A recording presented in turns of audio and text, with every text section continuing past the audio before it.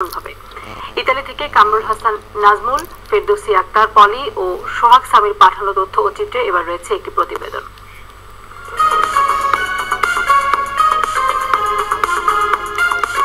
তীব্র শীত আর বরফে নাজেহাল হয়ে পড়েছে ইউরোপের অন্যতম ধনী দেশ ইতালি।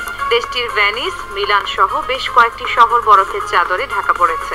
এর ফলে রাস্তায় প্রতিনিয়ত সৃষ্টি হচ্ছে ভয়াবহ যানজট, বিদ্যুৎ বিচ্ছিন্ন হয়ে পড়েছে অনেক এলাকা।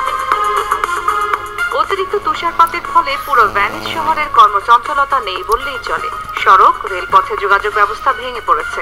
তীব্র তুষারপাতের কারণে অনেক স্কুল কলেজ বন্ধ করে দেয়ায় শিক্ষার্থীরা পড়েছে চরম বিপাকে। ভেনিস শহরে রাতের বেলায় তাপমাত্রা -30 ডিগ্রির নিচে নেমে যায়। ইতালিয়ানরা তুষারপাত বা অতিরিক্ত ঠান্ডার ধকল মোকাবেলা করতে পারলেও দারুণ হিমশিম খেতে হচ্ছে প্রবাসী বাংলাদেশিদের অনেকের বাসা না থাকায় এই সমস্যা আরো প্রকট হয়ে দেখা দিয়েছে। ভাসমানদের অবস্থা হয়েছে আরো করুণ। শীত বাংলাদেশিদের বেশি কাবু করতে না পারলেও দেশটির অর্থনৈতিক মন্দায় ঘায়েল হয়ে পড়েছে অনেক প্রবাসী। জীবনকে স্বপ্নের মতো সাজাতে দেশ ছেড়ে ইতালিতে যাওয়া অনেক প্রবাসীর স্বপ্ন এখন রীতিমতো দুঃস্বপ্নে পরিণত হয়েছে। দেশটিতে চাকরি জোটানো বেশ ভাগ্যের ব্যাপারে পরিণত হয়েছে।